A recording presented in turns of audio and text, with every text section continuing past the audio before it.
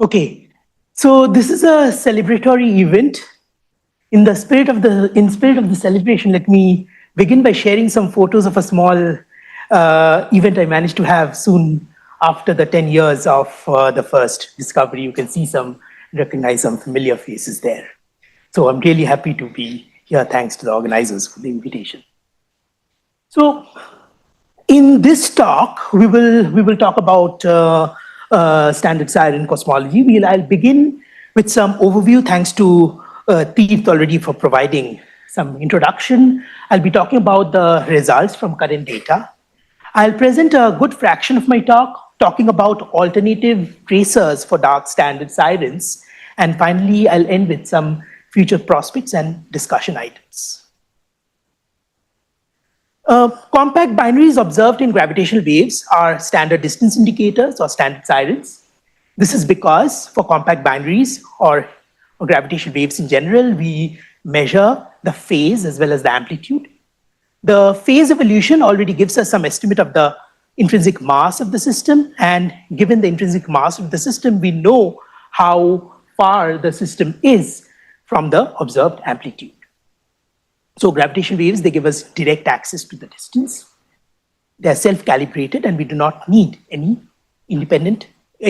parallel distance ladder.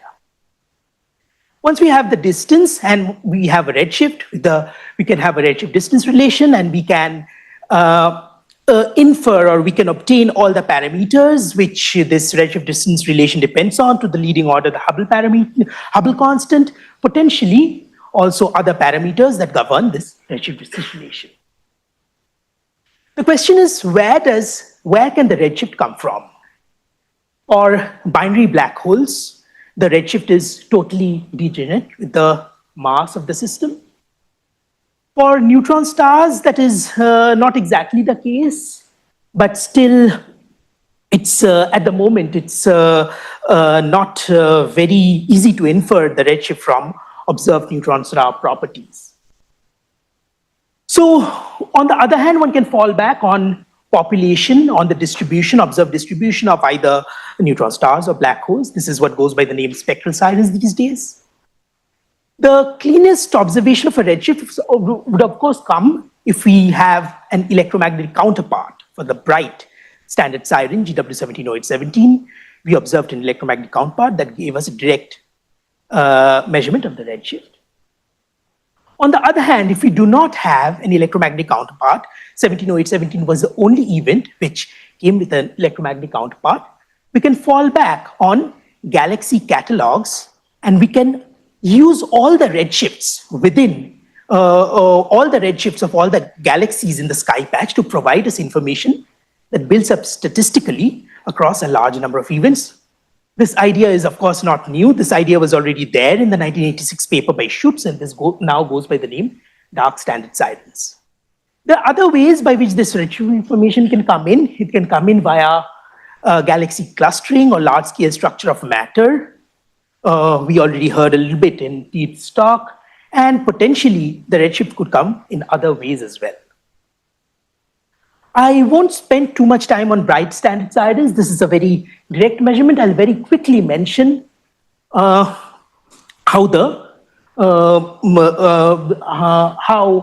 the spectral siren method works, where you obtain H from the source population. So if we assume that the source population has a certain distribution, let's say the masses have a certain distribution and the distribution has a certain feature, this is an intrinsic feature in the distribution. We expect this feature to redshift to a different mass at different redshifts. And the observed mass distribution carries imprint of this feature. So potentially one can infer the mass parameters and the cosmological parameters jointly. The observed masses leave an imprint of the cosmology. For galaxies, essentially the way the method works is there are a large number of galaxies in the sky patch, so one does not really obtain a unimodal H0. One obtains potentially a multimodal distribution. However, if one combines information from a large number of events, then the mode at the right value of H naught that survives, while the mode at all the other values of H naught, they are killed off. This results in a nice H naught estimate, which we have demonstrated in several simulations. The binary mass distribution and merger rate evolution, they actually enter the dark siren method as a selection function. So the two approaches are not really independent. If one is doing only the dark siren method without caring about the mass distributions at all, one is going to introduce a systematic effect. And as of O4A, the LVK results, they marginalize over the mass distributions and the rate evolution parameters to obtain the value of cosmology. We move over straight to the O4A results from the LVK. Once again, here you see the mass distribution that's been used. The first peak is to accommodate neutron stars, and then the two peaks that you see in the binary black hole mass distribution. All the O4A events, they are essentially associated with the Glade Plus galaxy catalog. In the K band, here you see the magnitude threshold of the Glade Plus galaxy catalog. Here you see some of the best localized events for O4A, and here you see the final result. The yellow curve is the GW170817. Orange is the spectral contribution from mass distributions. Blue is the galaxy catalog plus spectral sirens. And black is the joint result. So this is a discussion meeting. In spirit of the discussion, I also have to I thought I should also mention a paper that appeared on the same day by Magana Hernandez and Palmese, who incidentally found some extra features in the mass distribution due to a Gaussian process method they used, and they obtained a much sharper peak in H naught. So we can discuss this later on. One thing is for sure, in O4A at least, we are being driven by the spectral part of the contribution by the mass distributions. H naught is not the only thing we measure. We can measure other cosmological parameters as well. We have started measuring some parameters of modified gravity already in this plot. For O4B and C, the situation may change. For O4B and C, as soon after Virgo joined the detector network, we started getting many well-localized events. So from O4B and C, we do expect a stronger contribution from dark sirens. In summary, this is where we stand. The GW170817 result, O2, the O3 result, which had an extra systematics that we know, which was cured later on, and here we stand with the current O4 results. Of course, when we are writing grant proposals or advertising ourselves, we go ahead and say we are going to measure H naught by so-and-so fraction, so-and-so years. But in reality, most of the time, we are worrying about systematics. This is so there are various systematics. There are current challenges, including incompleteness of galaxy catalog, some of which I'm going to address later on.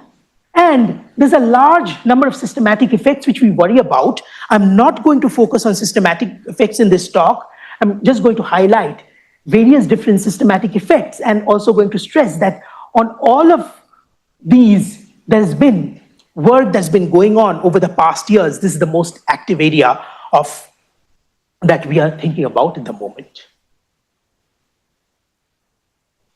Let's move over to alternative tracers.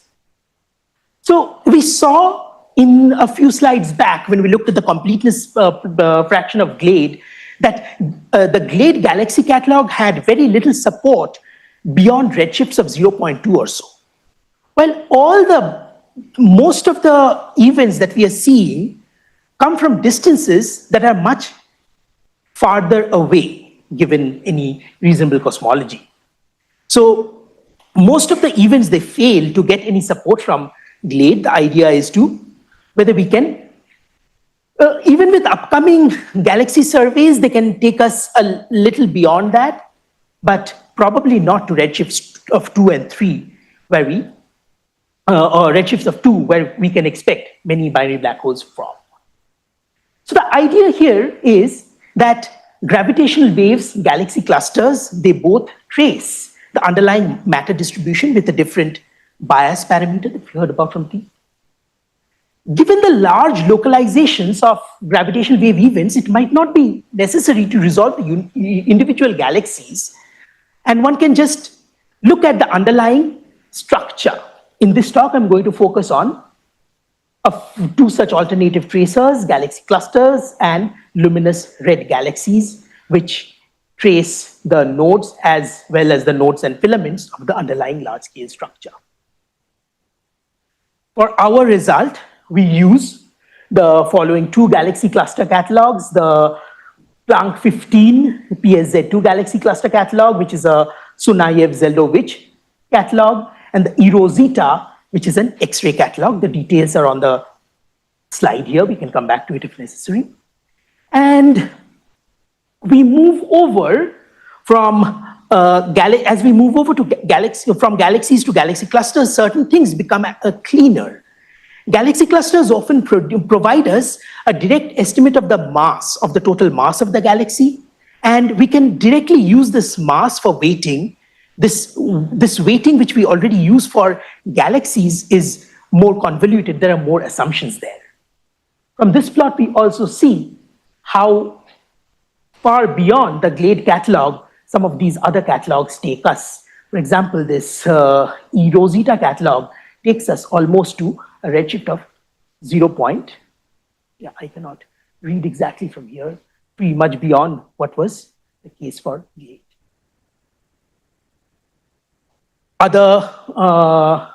Other details you can find in our paper here. In summary, we start seeing a lot of in-catalog fraction from a large number of events, and as a result, about 10 to 40% improvement depending on the galaxy catalog we use.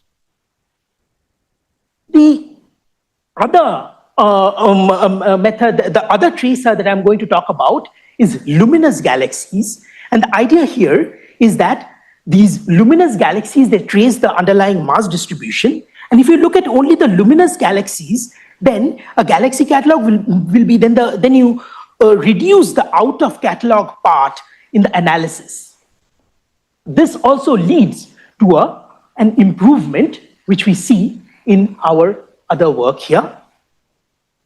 Incidentally, recently, Adhya, who's here in the audience, together with the Toronto group, they carried out a set of simulations on a MiceCat simulated galaxy catalog, and they also find similar results that brightest galaxies, choosing only the brightest galaxies, can lead to an unbiased H0 estimate. I believe that the paper is going to come out very soon. The next steps would, of course, be to combine all the multiple tracers, which we are starting to do. We are starting to combine galaxies at lower redshifts to galaxy clusters at intermediate redshifts. Take into account various effects, such as not all compact binaries might be associated with the galaxy clusters. This we are already doing to some extent, Ray's work. And finally, the idea would be to fold in astrophysics, fold in actually environments that might be more likely to hosting more events in the analysis. So this is something for the future. I briefly would also like to mention other tracers that people are thinking of, mainly H1 intensity mapping. There are at least two groups I know who are in parallel trying to include H1 intensity mapping. So then the idea would also be how to fold in galaxies at lower redshifts, galaxy clusters at intermediate redshifts, and H1 intensity mapping as one goes far away in order to construct one single line of sight redshift prior to provide the redshift support. There are some slides that I have just for discussion. The some questions about what would be the most important thing, not for the upcoming LVK observing runs, but for the 3G or the XG detectors. The prospects of cross-correlating or including beyond line of sight contributions. And we already heard about this from Keith earlier, the prospects of using gravitational waves alone to measure the large-scale structure. I'm done. This is my concluding slide. The takeaway messages that I would like to highlight are that gravitational waves are an independent probe. We will have systematics, but we will have independent systematics. One thing to highlight once again is we provide a direct measurement of h of z without any necessity of either a local or an early universe anchor.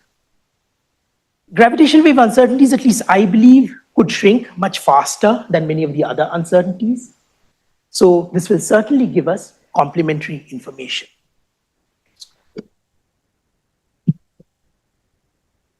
Thank you, Archisman. This is a nice summary. We have a question from Hemanta first. From Sanjit.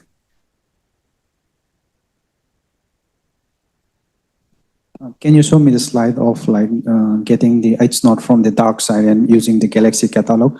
And you have mentioned that you use some mass redshift relation. This slide? That's fine. You said like you to fit the data, you use something like mass redshift relation, some distribution. Is it a parametric distribution or you get this information from somewhere? No, mass redshift relation, what I mean is, see, the gravitational wave sources, they have their intrinsic masses, right? If something is intrinsically massive, there is more chance to detect it.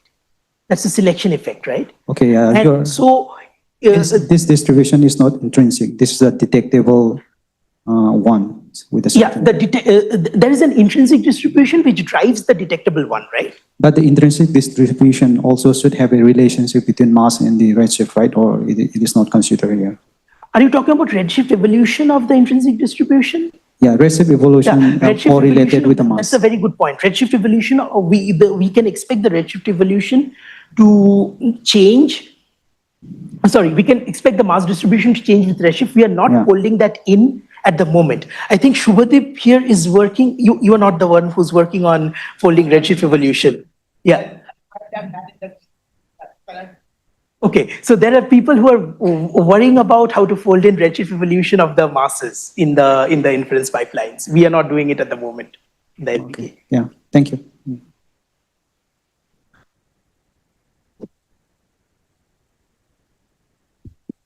I think now it works. So the systematic effects that you are mentioning, are they mostly, other than the peculiar velocity, mostly related to the dark sirens? No, so peculiar velocities are important mainly for the nearby events. Other than the peculiar velocity. And peculiar, I'm asking the other ones. Other than the peculiar velocity, are they important only for the dark?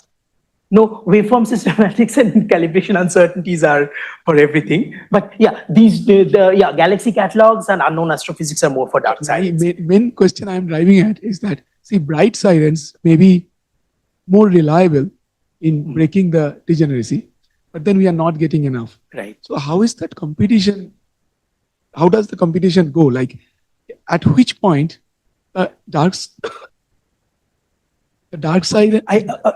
Good question. O4B might already be the stage where the dark sirens win over the single bright siren. Really, just purely dark sirens would be better than the single bright siren, or a few. Yeah, you're making me a bit uncomfortable because I've seen the preliminary results. Is there any scaling? Like, for example, like 1:10 to the 4 or something like that?